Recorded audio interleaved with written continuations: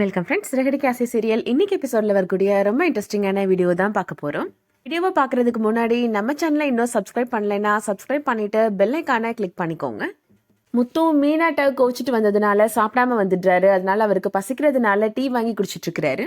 பொண்டாட்டி கூட இப்படி சண்டை போட்டு பசிக்கு டீயே குடிச்சிட்டு இருக்கேடா அப்படின்னு அவரோட ஃப்ரெண்டு சொல்லிட்டு இருக்கிறாங்க. பொண்டாட்டி கூட சண்டை போடுறப்பதான் நமக்கு சாப்பாட்டோட அருமையை புரியுண்டா அப்படின்னு அவரோட ஃப்ரெண்டு சொல்றாரு. பசிக்கலாம் ஒன்றும் இல்லை, தலைவலியா இருக்கு, அதனால தான் டீ குடிச்சிட்டு இருக்கிறேன் அப்படின்னு சொல்லி சமாளிக்கிறாரு முத்து. மீனா இப்போ முத்துவோட ஸ்டாண்டுக்கு வரேங்க. எதுக்கு நீ வந்திருக்கிற அப்படின்னு கேட்கிறாரு முத்து. காலையிலேயே சண்டை போட்டு சாப்பிடாம வந்துட்டீங்க, நைட்டும் நீங்க வந்த நிலைமையே வேற, இப்படியே போச்சுன்னா உடம்பு தான் கெட்டு போகும், கண்டிப்பா நீங்க கடையில வாங்கி சாப்பிட்டுருக்க மாட்டீங்க அப்படின்னு சொல்றாங்க மீனா. ஆமாமா, அவன் இது வரைக்கும் 3 டீ குடிச்சிட்டாமா அப்படின்னு சொல்றாரு அவரோட ஃப்ரெண்டு. அதனாலதான் அவருக்கு பிடிக்கும் நான் சமைச்சு எடுத்துட்டு வந்திருக்கிறேன் அப்படின்னு சொல்றாங்க மீனா. மீனா சொல்றாங்க, அவருக்கு பிடிக்குமே நான் மத்தி மீன் குழம்பு வச்சு கொண்டு வந்திருக்கிறேன் அப்படின்னு சொல்றாங்க. மீன் குழம்ப பார்த்த உடனே முத்துவோட ஃப்ரெண்ட்ஸ் எல்லாருமே சாப்பிட்றதுக்காக போயிடுறாங்க.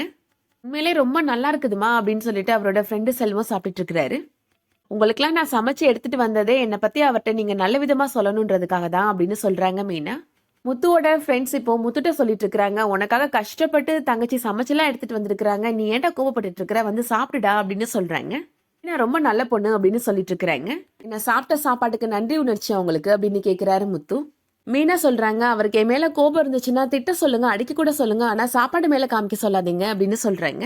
அவருக்காக நான் இன்னொரு பாக்ஸ்லயே சாப்பாடு வச்சிருக்கிறேன், அவரை சாப்பிட சொல்லுங்க அப்படின்னு சொல்றாங்க மீனா. வீட்டுக்கு வரும்போது இந்த பாத்திரத்தெல்லாம் எடுத்துட்டு வந்துருங்க அப்படின்னு சொல்லிட்டு மீனா போறாங்க. என்னடா எல்லாரும் சாப்பாட்டுல விழுந்துட்டீங்களேடா அப்படின்னு சொல்லிட்டு இருக்கிறாரு முத்து. இந்த பாக்ஸ் எடுத்து ஓபன் பண்ணி பாக்குறாரு. முத்துவுக்கே சாப்பிடணும் அப்படின்னு டெம்டிங்கா இருக்கு. அப்பா சாப்பாடை வேஸ்ட் பண்ணக்கூடாதுன்னு சொல்லியிருக்கிறாரு, நான் அப்பாக்காக சாப்பிடுறேன் அப்படின்னு சொல்லிட்டு சாப்பிட ஆரம்பிச்சிடுறாரு முத்து. ரொம்ப ரசிச்சு சாப்பிடுறாரு. அடுத்ததா முத்து வீட்டுல நடக்கிறத காமிக்கிறாங்க. விஜயா மனோஜுக்கு கால் பண்ணி வர சொல்லியிருந்திருப்பாங்க. என்னமா திடீர்னு கால் பண்ணி வர சொன்னீங்க அப்படின்னு கேட்கிறாரு மனோஜ். பார்வதிட்டு போய் நான் பணம் வாங்கிட்டு வந்திருக்கிறேன்டா, 25,000 ரூபாய் தான் இதுல இருக்கு அப்படின்னு சொல்றாங்க விஜயா. உன்னோட ஆபீஸ்ல போனஸ் கொடுத்தாங்கன்னு சொல்லிட்டு ரோகிணி கையில கொடுத்துரு அப்படின்னு சொல்றாங்க. சீக்கிரமாவே ஒரு வேலையை தேடி கூட இந்த மாதிரிலாம் நம்ம ரொம்ப நாளைக்கு நடிச்சிட்டு இருக்க முடியாது அப்படின்னு சொல்றாங்க விஜயா. ரோகிணி அப்பாக்கு வேற உடம்பு சரியில்லை, அவரோட பிசினஸ் எல்லாம் உன்னதான் பாத்துக்க சொல்ல போறாரு அப்படின்னு சொல்றாங்க விஜயா. அவரோட சொத்து எல்லாத்தையும் ரோகிணிக்கு எழுதி வச்சிருவாரு, அதுக்குள்ள நீ ஒரு வேலை தேடிக்கூடா அப்படின்னு சொல்றாங்க விஜயா. ட்ரை பண்றேமா அப்படின்னு சொல்றாரு மனோஜ். ட்ரை பண்றேன்லாம் சொல்லாத, கண்டிப்பா ஏதாவது ஒரு வேலையில போய் சேர்ந்துடா அப்படின்னு சொல்றாங்க விஜயா. மனோஜ் இப்போ ரோகிணிட்ட போய் ஆபீஸ்ல போனஸ் கொடுத்தாங்க அப்படின்னு சொல்லிட்டு அந்த பணத்தை கொடுக்குறாரு. சுட சுட ஏடிஎம்ல இருந்து எடுத்துட்டு வந்திருக்கிறேன் அப்படின்னு போய் சொல்றாரு. அத்தியா மனோஜ், நீ கேட்டதுனால தானே கொடுத்தாங்க, இந்த மாதிரி நமக்கு தேவைன்னா நம்ம தான் கேட்கணும் அப்படின்னு சொல்றாங்க ரோகிணி. மறுபடியும் பணம் கேட்கணுமா அப்படின்னு கேட்கிறாரு மனோஜ். மறுபடியும் பொங்கல் வருது இல்ல, பொங்கலுக்கு போனஸ் கேளு அப்படின்னு சொல்றாங்க ரோகிணி. அப்படியும் நீ நிறைய கார்லாம் சேல் பண்ணிருப்ப, உனக்கு இன்சென்டிவ் அவங்க கொடுக்கணும்ல, நீ கேட்டா கண்டிப்பா கொடுப்பாங்க அப்படின்னு சொல்றாங்க ரோகிணி. மறுபடியும் கடன் வாங்கணுமா அப்படின்னு யோசிக்கிறாரு மனோஜ். வேலை இருக்கு, நான் கிளம்புறேன் அப்படின்னு சொல்லிட்டு வந்துடுறாரு மனோஜ். ரோகிணி இப்போ அந்த PA தினேஷ்க்கு கால் பண்றாங்க. உன்னோட பணத்தை நான் ரெடி பண்ணிட்டேன் அப்படின்னு சொல்றாங்க. என்னால 50,000 ரூபாய்லாம் ரெடி பண்ண முடியல, 25,000 ரூபாய் தான் இருக்கு அப்படின்னு சொல்றாங்க ரோகிணி. உன்னோட அக்கௌண்ட்ல நான் போட்டு விடுறேன் அப்படின்னு சொல்றாங்க ரோகிணி. இந்த மாசம் உன்னோட கோட்டா முடிஞ்சிருச்சு, அடுத்த மாசம் பணம் தேவைப்பட்டுச்சுன்னா நான் கால் பண்றேன் அப்படின்னு சொல்றாரு தினேஷ். கேக்குறப்பெல்லாம் நீ பணம் கொடுத்துட்டே இருக்கணும், இல்ல அப்படின்னா உன்னோட பிளாஷ்பேக் பத்தி உன் வீட்டுல போட்டு கொடுத்துருவேன் அப்படின்னு மிரட்டுறாரு. ரோகிணி இப்போ போனை வச்சிடுறாங்க. அவங்க லைஃபை நினைச்சு அழுதுட்டு இருக்கிறாங்க. முத்துவோட பாட்டி கால் பண்றாங்க. பாட்டி கால் பண்றாங்கப்பா அப்படின்னு அண்ணாமலைட்ட சொல்றாரு முத்து. அவங்களுக்கு எனக்கு ஆபரேஷன் பண்ண விஷயம் எதுவுமே தெரியாது, நான் காய்ச்சல் மட்டும்தான் சொல்லியிருக்கிறேன் அப்படின்னு சொல்றாரு அண்ணாமலை. முத்துவுமே இப்போ ஸ்பீக்கர்ல போடுறாரு. சொல்லுங்க பாட்டி, எப்படி பாட்டி இருக்கிறீங்க அப்படின்னு கேக்குறாரு.